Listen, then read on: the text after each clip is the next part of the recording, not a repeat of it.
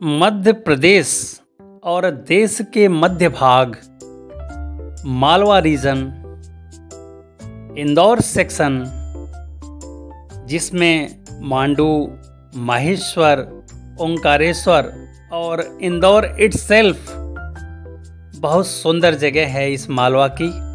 तो आइए मालवा की सैर पर निकलते हैं। और इसके पहले आपने हमारे मांडू, माहेश्वर, ओंकारेश्वर और इंदौर के सारे एपिसोड देख लिए होंगे। तो चलिए, समरी एपिसोड ऑफ मालवा में आप सभी का हार्दिक स्वागत और अभिनंदन करता हूं। मैं आपका होस्ट केशव जी। अक्सर लोगों ने कहा कि केशव जी का पूरा नाम क्या है, तो मेरा नाम केशवनाथ है और मैं रहने वाला प्रयागराज का हूं। तो प्रयागराज से हमारी ट्रेन इंदौर स्टेशन पर सुबह 8 बजे पहुंची और हमने एक कैब 3 दिन के लिए बुक कर रखा था और उसी कैब के माध्यम से हमारी ये यात्रा पूर्ण हुई है। ये कैब हमने 8,200 रुपये में 3 दिन के लिए किया था और चौथे दिन हमें इंदौर में नाइट स्टे करना था। तो इस तरह से 3 दिन के लिए कैब किया हमने और चौथे दिन हमने लोकल साधन का प्रयोग किया। हमारी जर्नी इंदौर रेलवे स्टेशन से प्रारंभ हुई और वहाँ से सीधे हम मांडू में, मेरा होटल बुक था, होटल का नाम था मांडू हेरिटेज रिसॉर्ट, जिसे आप अभी देख पा रहे हैं। तो ये होटल हमारी आशियाना के लिए हमने पहले से फिक्स कर रखा था। कारण ये भी था कि ये संडे का दिन था, 3 दिसंबर 2023, और संडे के दिन मांडू में काफ़ी लोगों का आना जाना बना रहता है और ज़्यादा पर्यटक होने के कारण शनिवार रविवार में भीड़ ज़्यादा हो जाती है। इसलिए पहले से ही होटल को बुक करा के जाएं यदि मांडू रुकना है तो। और माहेश्वर और ओंकारेश्वर और इंदौर के लिए कोई प्रॉब्लम नहीं है। मांडू में लिमिटेड होटल है और मांडू में यदि आप होटल नहीं लेते हैं तो रात में जो 7:30 बजे से 8 बजे तक लाइट एंड साउंड शो होता है जहाज महल में, वो आप नहीं देख पाएंगे। इसलिए लाइट एंड साउंड शो वाकई में बहुत सुंदर है। आपने हमारे एपिसोड में देखा भी होगा लाइट एंड साउंड शो। तो उस लाइट एंड साउंड शो को देखने के लिए आपको एक रात्रि मांडू में निवास जरूर करना होगा। तो अभी आप मांडू हेरिटेज रिसॉर्ट देख रहे हैं। ये रिसॉर्ट हमें अगोड़ा से 4,000 में ब्रेकफास्ट एंड डिनर इंक्लूडेड मिला था। डबल ऑक्यूपेंसी 2 लोगों के लिए। तो इस तरह से चूँकि हमने कई होटल चेक किए यहाँ पर और ज़्यादातर होटल सोल्ड आउट दिखाई दे रहा था मुझे, इसलिए हमने कहा जो भी मिले हमें ले लेना चाहिए। और इसके बाद मैं एक चीज़ और बताऊं कि माहेश्वर में आप कोई भी होटल ले सकते हैं। ठंड का समय हो तो एसी होटल भी आपको नॉन एसी करके वो दे देंगे, क्योंकि ठंड में एसी लोग चलाते नहीं हैं। तो इस तरह से माहेश्वर और ओंकारेश्वर और साथ ही साथ इंदौर में भी आपको एसी होटल भी नॉन एसी की तरफ मिल जाएगा। और एक बजट जो 700 से लेके और 1,500 के बीच में एक बजट होटल जो होता है, जिसको हम सभी लाइक और प्रिफर करते हैं, तो वो होटल आप इस मालवा रीजन में ले सकते हैं। ये वाकई में मांडू हेरिटेज रिसॉर्ट बहुत अच्छा था। इसमें स्विमिंग पूल की व्यवस्था थी। फर्स्ट फ्लोर पर चूँकि हमारा आशियाना था तो फर्स्ट फ्लोर वालों के लिए डबल बालकनी था और ग्राउंड फ्लोर वालों के लिए सेपरेट स्विमिंग पूल की व्यवस्था इन्होंने कर रखी थी। फिलहाल ठंड के समय में स्विमिंग पूल के ठंडे पानी में कौन नहाएगा। फिलहाल मैं तो नहीं नहाऊंगा, तो मैंने फर्स्ट फ्लोर वाला डबल बालकनी हमने प्रीफर कर लिया और बड़े चैन से हमारी रात्रि बीती। और चूँकि मैं सुबह 12 बजे तक पहुंच गया था और वहाँ से मैंने जहाज महल और रानी रूपमती महल, इको पॉइंट, सागर तालाब और जो आसपास के और भी कई जगह थे, एक्चुअली क्या है कि पूरा मांडू 4 द्वारों से घिरा हुआ है, तो 4 के चारों द्वार पार करते हुए हम रूपमती महल और जहाज महल पहुँचे। मांडू बाज बहादुर और रानी रूपमती के प्रेम प्रसंग के लिए विख्यात है और मांडू इसी तरह के दरवाजे के लिए विख्यात है। इस समय आलमगीर दरवाजे पर आप सभी का स्वागत और हार्दिक अभिनंदन है। मैं आपका होस्ट केशव जी। आइए आपको मांडू दिखाने का पूरा प्रयास करते हैं। और ये रहा आलमगीर दरवाजा। चूंकि ये हमारा समरी एपिसोड है, इस कारण हम डिटेल में किसी भी स्थल को आपको नहीं दिखा रहे हैं। फिलहाल ये सामने रानी रूपमती महल है। इसका आप अलग से जो हमने डिटेल में बना के एपिसोड दिया है उसको आप ज़रूर देखिए। और यहीं पर रानी रूपमती और बाज बहादुर का प्रेम परवान चढ़ा था। फिलहाल इस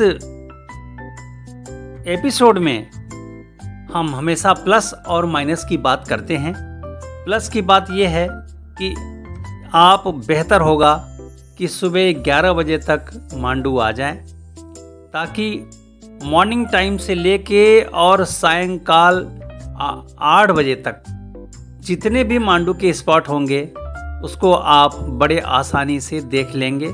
7 या 8 स्पॉट आप टारगेट पर करिए और उस टारगेट के अकॉर्डिंग सारे के सारे आप 7-8 घंटे में देख लेंगे। और जब आप 11 बजे आएंगे तो नहाना धोना करने के बाद आप 12 बजे तक बड़े आसानी से निकल पाएंगे। और आपका यदि अपना साधन है तो बहुत ही आसानी से आप सारे के सारे स्पॉट कवर कर सकते हैं, जिसमें से रानी रूपमती महल खास है और जहाज महल भी खास है। उसके साथ ही साथ जहाज महल में 7:30 से 8 लाइट एंड साउंड शो चलता है। वो भी बहुत खास आइटम है, उसको मिस नहीं करना चाहिए। ये सामने जामी मस्जिद आप देख रहे हैं।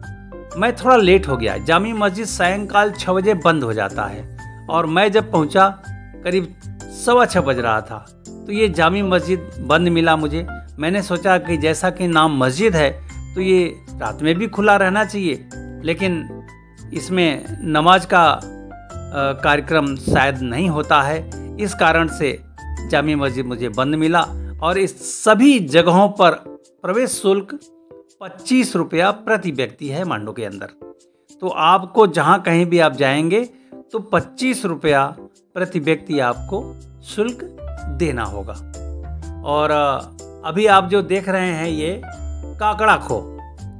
काकड़ा खो मांडू आने के 5 या 6 किलोमीटर पहले पड़ता है और ये एक प्राकृतिक झरना और नेचुरल वाटरफॉल है, तो इसको ज़रूर देखिए। हमने इस काकड़ा खो को अगले दिन देखा था। सुबह मॉर्निंग के टाइम में हम 12 बजे पहुँचे और हम होटल से 1 बजे निकले। और 1 बजे निकलने के बाद हमने मांडू के सारे स्थलों को कवर किया। और कवर करने के बाद जहाज महल में हम जब पहुँचे उस समय 5:30 बज रहा था। फिर जहाज महल हमने 7 बजे तक देखा और 7 बजे के बाद फिर जहाज महल की एंट्री बंद हो जाती है। जो लोग अंदर होते हैं उन्हें सीटी बजा बजा के बाहर किया जाता है। उनमें मैं भी था, क्योंकि समय पूरा हो गया था और 7:30 बजे से लाइट एंड साउंड शो चलना था। इस कारण से वो पर्यटकों को वहाँ से बाहर कर देते हैं। अगले दिन हम अपने सफ़र को काकड़ा खो से होते हुए धार की तरफ ले गए और इस समय आप धार का वाघ देवी मंदिर देख रहे हैं। वाघ देवी मंदिर वही मंदिर है जिसमें माँ सरस्वती की मूर्ति ब्रिटेन के म्यूजियम में रखी हुई है, जिसे भारत सरकार लाने का प्रयास कर रही है।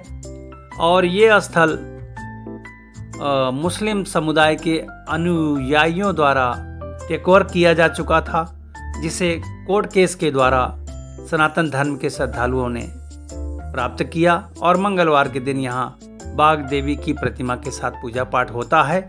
परंतु कोर्ट ने शुक्रवार को नमाज की अनुमति, सनातन धर्म के साथ साथ उनको भी नमाज की अनुमति शुक्रवार को दे रखा है। अब आइए धारेश्वर महादेव मंदिर का आपको दर्शन कराते हैं। यहाँ पर धार में 12 सागर है। सागर का आशय यहाँ पर तालाब से लिया जाता है। तालाब को यहाँ पर धार जिले में सागर कहते हैं। तो सागर जिले का ये धारेश्वर नाथ महादेव मंदिर ये महाराजा भोज के पिताजी का बनवाया हुआ है।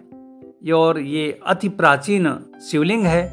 मंदिर महाराजा भोज के पिताजी ने बनवाया और बाद में महाराजा भोज ने भी इसका जीर्णोद्धार कराया। और इसके बाद फिर हम गढ़कालिका मंदिर गए। गढ़कालिका मंदिर में मंदिर के तलहटी में देवी सागर है, क्योंकि ऊपर पहाड़ी पर गढ़कालिका मंदिर है और माता जी के नाम पर देवी सागर तालाब है। दोनों के दोनों स्थल बहुत ही सुंदर और देखने लायक है। एक चीज मैं आपको जरूर बताऊंगा कि आप यदि अपने कैब से रन नहीं करेंगे तो यहाँ पर बस का ही साधन है, और वो भी प्राइवेट। पूरे के पूरे मध्य प्रदेश में सरकारी बस की सुविधा नहीं है। और इंदौर तक हमारी ट्रेन पहुँचती है। इंदौर के बाद मांडू ट्रेन के रूट में नहीं आता है। मांडू से माहेश्वर ट्रेन के रूट में नहीं आता है। मांडू और महेश्वर से ओंकारेश्वर भी ट्रेन के रूट में नहीं आता है। और ओंकारेश्वर से इंदौर भी ट्रेन के रूट में नहीं आता है। हाँ, इतना जरूर है कि इंदौर से ओंकारेश्वर का ट्रेन रूट निर्माणाधीन है। भविष्य में आपको ओंकारेश्वर में रेलवे मिल जाएगी। तो फिलहाल अभी सामने आप गढ़कालिका मंदिर देख रहे हैं। इसका भी हमने अलग से एपिसोड दिया है। माँ का मंदिर बहुत ही ऊर्जावान है और माँ का दर्शन आप यहाँ कर पाएंगे।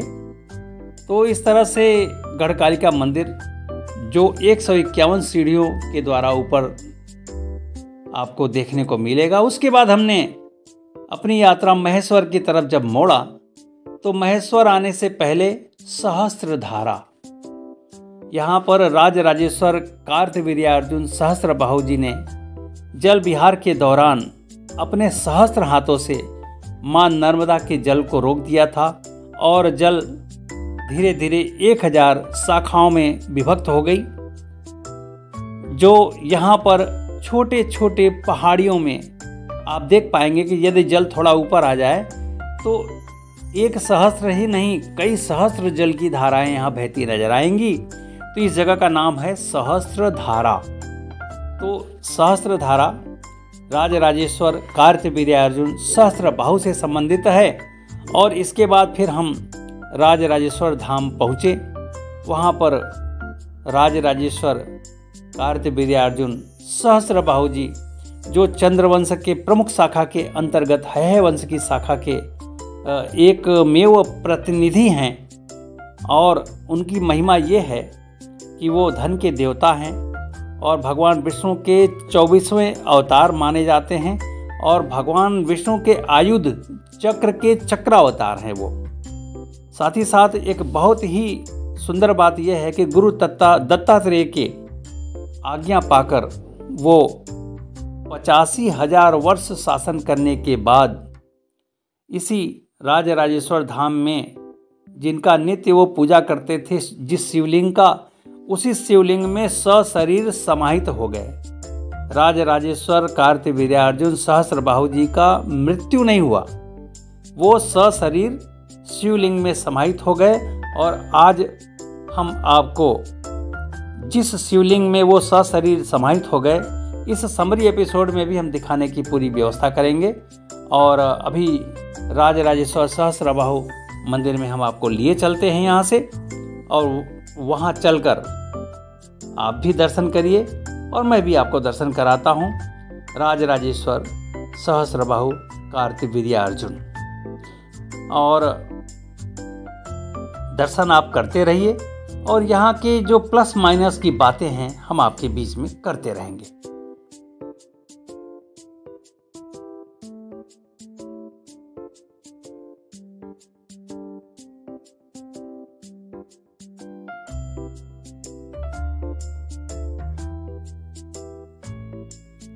पूरा का पूरा महेश्वर क्षेत्र अहिल्याबाई होलकर जो एकमेव शासक रही हैं इस मालवा क्षेत्र की, और इंदौर से उन्होंने अपनी राजधानी इस महेश्वर को बनाया। और ये सामने जो आप देख रहे हैं ये काशी विश्वनाथ मंदिर है अहिल्याबाई होलकर का, और ये सामने मां नर्मदा बह रही हैं।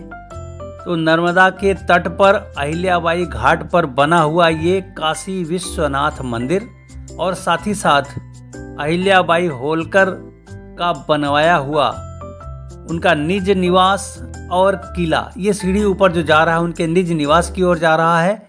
और यहीं पर उन्होंने बुनकरों को बुलाकर यहाँ के महिलाओं को साड़ी बुनने की ट्रेनिंग दिलाया और उनको सक्षम बनाने का एक कार्य किया। तो ये अहिल्याबाई होलकर की कर्मभूमि, धर्मभूमि और शासन की भूमि रही है। और ये इस समय अहिल्याबाई होलकर घाट, ये घाट इतना सुंदर है कि यहाँ बम्बई नगरी के तमाम फिल्मकारों की नज़र यहाँ पर पड़ी और यहाँ कई फिल्म बनाए गए। पैडमैन का पूरी शूटिंग यहाँ हुई, और मणिकर्णिका, और साथ ही साथ अशोका की भी यहाँ शूटिंग हुई। हाँ, खाने की बात करूँगा, यहाँ पर बांके बिहारी मंदिर सामना घाट पर एकमेव अच्छा खाने की व्यवस्था है। जो थाली हमने अभी आपको दिखाया ये बांके बिहारी मंदिर में प्राप्त थाली है, जिसका शुल्क मात्र 100 रुपया है। घर जैसा खाना आपको यहाँ मिलेगा। और यहाँ के बाद फिर हम सीधे मंडलेश्वर होते हुए सीधे ओंकारेश्वर पहुँच गए। और इस समय अब आप ओंकारेश्वर के घाटों को देख रहे हैं, और यहाँ से नाव द्वारा हम उस पार जाकर भगवान ओंकारेश्वर से मिलते और आपको भी मिलाने का पूरा प्रयास करेंगे। ये सामने ऊपर ब्रिज भी बना हुआ है, यदि आप नाव से नहीं जाना चाहते तो ब्रिज के माध्यम से भी आप ओंकारेश्वर से मिलने जा सकते हैं।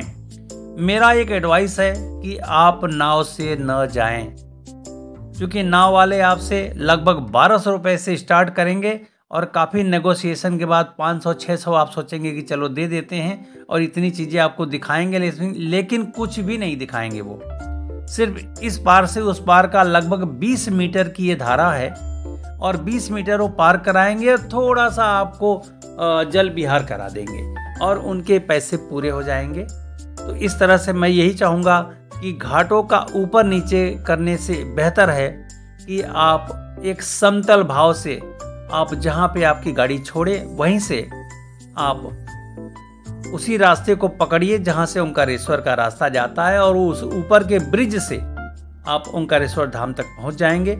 हम लोग सीढ़ी से नीचे उतरे नर्मदा के तट पर, फिर नाव से पार किए, फिर सीढ़ी से ऊपर चढ़े। तो इस तरह से ऊपर नीचे करने से बेहतर है कि आप नाव का चक्कर बिल्कुल छोड़ दीजिए और इसी ब्रिज से आप सीधे ओंकारेश्वर धाम की यात्रा कर लीजिए। तो जो मुझे थोड़ा सा माइनस पॉइंट लगा, नौका विहार करने के यदि आप शौक रखते हैं तो बेशक नौका विहार करिए, मैं आपको बिल्कुल नहीं रोकूंगा। लेकिन यदि सीढ़ी से नीचे चढ़ना, नीचे उतरना और ऊपर चढ़ना, फिर नीचे उतरना, फिर ऊपर चढ़ना, बार बार यही क्रम करना है, तो आप नौका विहार जरूर करिए।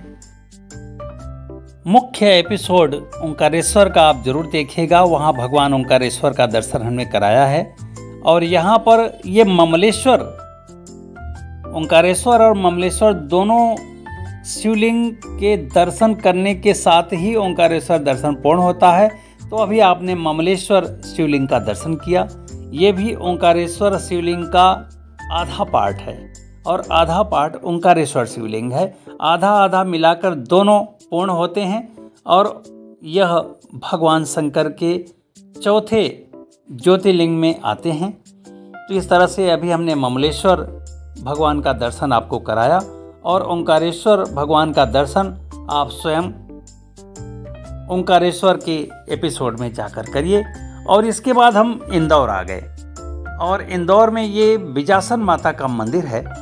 बिजासन माता इंदौर में बहुत ही अति प्रसिद्ध हैं और इनके दर्शन के लिए लोग शनिवार और मंगलवार को आया करते हैं और नवरात्रि में तो भक्तों की तांता लगी रहती है। तो इस तरह से ये बिजासन मंदिर है। बिजासन मंदिर इंदौर में एयरपोर्ट से मुश्किल से 500 मीटर की दूरी पर है और एक छोटे से टीले पर माता जी का आसन बना हुआ है और माँ आपको दर्शन के लिए बुला रही हैं। आप आइए और बीजासन माता का दर्शन करिए। और यहाँ पर भगवान भोलेनाथ लाल भैरव के रूप में स्थापित आपको यहाँ बीजासन माता के ठीक अहाते में मिलेंगे। तो लाल भैरव जी का दर्शन करिए और साथ में दाहिने हाथ पर लगे अन्य मंदिरों का भी आप दर्शन करिए। इसके बाद हमने पितरेश्वर पर्वत पर भगवान हनुमंत लाल जी के दर्शन किए। 72 फीट ऊंची प्रतिमा हनुमान जी की रही है। तो 72 फीट ऊंची प्रतिमा हनुमान जी का देखना अपने आप में बहुत ही ऊर्जा का द्योतक है और बड़ा सुंदर मंदिर है। उसके बाद हम वहाँ से आपको अन्नपूर्णा मंदिर की तरफ लिए चलते हैं। सामने अन्नपूर्णा जी का मंदिर है। पूरे के पूरे इंदौर में अन्नपूर्णा मंदिर का कोई मिसाल नहीं है। अन्नपूर्णा मंदिर में माँ पार्वती जी स्थापित हैं। इसका अलग से हमने एपिसोड दिया है। और अन्नपूर्णा मंदिर के बाद हम गणेश मंदिर की तरफ गए और आपको इसी के बाद हल्का सा हम झलक जरूर गणेश मंदिर की दिखाएंगे। ये गणेश मंदिर वहाँ से लगभग 8 किलोमीटर की दूरी पर बना हुआ है। और ये गणेश मंदिर अहिल्याबाई होलकर ट्रस्ट द्वारा बनवाया गया है। और इसका डिटेल में हमने जो एपिसोड दिया है उसका आप अवलोकन जरूर करिए। और इस तरह से ये हमारा इंदौर का एपिसोड धीरे धीरे अपने पूर्णता की ओर प्राप्त हो रहा है। भगवान गणेश हैं। बोलिए गणपति बप्पा की जय हो। ओम गंग गणपतये नमो नमः। सिद्ध विनायक नमो नमः। गणपति बप्पा मो। भगवान गणेश की प्रतिमा स्वयंभू प्रतिमा है और ये जगह का नाम है खजराना। तो ये खजराना गणेश मंदिर के नाम से पूरे के पूरे इंदौर में और इंदौर के आसपास आपकी बड़ी ख्याति है और बहुत ही विख्यात मंदिर है। और यह मंदिर भारत सरकार ने टेक ओवर कर रखा है और इस मंदिर का पूजा पाठ की सारी जिम्मेदारी यहाँ के भट्ट परिवार को भारत सरकार ने सौंपा हुआ है। तो ये खजराना गणेश मंदिर अभी आप देख रहे हैं। इसके साथ ही साथ सराफा फूड कोर्ट, ये तो मुझे याद ही नहीं आया, अभी याद आया अचानक से। तो यदि आप खाने के शौकीन हैं तो रात के खाने को आप स्किप करिए। यहाँ पे रात में 9 बजे से लेके फुल नाइट स्ट्रीट फूड सराफा फूड कोर्ट के नाम से चलता है। और शुद्ध शाकाहारी व्यंजन की अनेकों नेक वैरायटी आपको देखने को मिलेगी। और हमारा ये सराफा फूड कोर्ट के नाम से, चटोरी गली के नाम से विख्यात ये एपिसोड हमने दिया है आपको। आप उस एपिसोड में ज़रूर उस चटोरी गली के एक से बढ़ के एक व्यंजन का आनंद लीजिए। और हम लोगों ने तो 3 या 4 व्यंजनों का आनंद लिया और उसके बाद हम लोगों के पेट फुल हो गए। फिर शेष जो भी व्यंजन हमने देखे या दिखाए वो सब केवल हमने दिखाए हैं। तो चलिए फूड कोर्ट आपको लिए भी चलते हैं। और हमने इस समरी एपिसोड में आपको थोड़े बहुत आइटम यहाँ पर दिखाने का हमने प्रयास किया है। तो ये फूड कोर्ट आप देखिए हमारे साथ और हमारे साथ छोला कुलचा खाइए। जो जो हमने देखे हैं, जो जो हमने दिखाए हैं, तो इनमें 3 या 4 आइटम हम लोगों ने इसका स्वाद चखा है थोड़ा थोड़ा। और थोड़ा थोड़ा चखते चखते बिल्कुल हम लोग एकदम हाउसफुल हो गए। और फिर अंत में फिर यही हुआ कि भाई अब जो है खाने की जगह नहीं बची है, इसलिए अब यहीं पर इतिश्री करते हैं और सिर्फ हम इसका वीडियो बना लेते हैं। तो इस तरह से ये सराफा फूड कोर्ट है। ये फुल नाइट चलता है। तो इस तरह से अब आगे हम अपने एपिसोड को स्मोक पान के बाद समाप्त करेंगे। ये रहा स्मोक पान और साथ में फायर पान। जो आपको पसंद हो उन दोनों में से आप चयन करिए। हमारे साथ जो सिद्धार्थ थे, सिद्धार्थ को स्मोक बहुत पसंद था तो उसने स्मोक पान खाए और अभी खूब धुआं निकालेगा वो आपके सामने। तो इस तरह से धुआं निकालते निकालते इस एपिसोड का भी धुआं अपने आप निकलते निकलते एपिसोड भी पूरा होने जा रहा है, हमारा समरी एपिसोड। तो इस तरह से हम समरी एपिसोड में लगभग वो सारी चीज़ें हमने कवर करने का पूरा प्रयास किया है आपके बीच में। मालवा क्षेत्र की ये यात्रा वाकई में एक यादगार यात्रा है हमारे लिए और आप लोगों के लिए भी एक इन्फॉर्मेटिव यात्रा है। जब कभी मन करे तो मालवा क्षेत्र की यात्रा पर आप आएँ और वहाँ जो कुछ भी हमने इन्फॉर्मेशन दिया है तदनुसार आप यदि आगे बढ़ेंगे और अपनी यात्रा को पूरी करेंगे तो आपको कहीं भी यात्रा में कोई दिक्कत नहीं आने वाली है। तो इस तरह से ये हमारे फूड कोर्ट की यात्रा और इंदौर की यात्रा और मालवा की यात्रा, मांडू की यात्रा, महेश्वर की यात्रा और ओंकारेश्वर की यात्रा अब यहाँ पर चटोरी गली में आके पूर्ण हो रही है और सिद्धार्थ हमारा धुआं निकाल रहा है। धुआं निकालते निकालते हमारे इस समरी एपिसोड का भी इतिश्री होने जा रहा है और अगले दिन सुबह बड़े गणेश मल्हारगंज के दर्शन के साथ हमने अपने इस मालवा यात्रा का समापन किया है। फिर किसी नई जगह पर नई ऊर्जा के साथ, नए जोश के साथ फिर आपको नई जगह दिखाने का प्रयास करेंगे। धन्यवाद।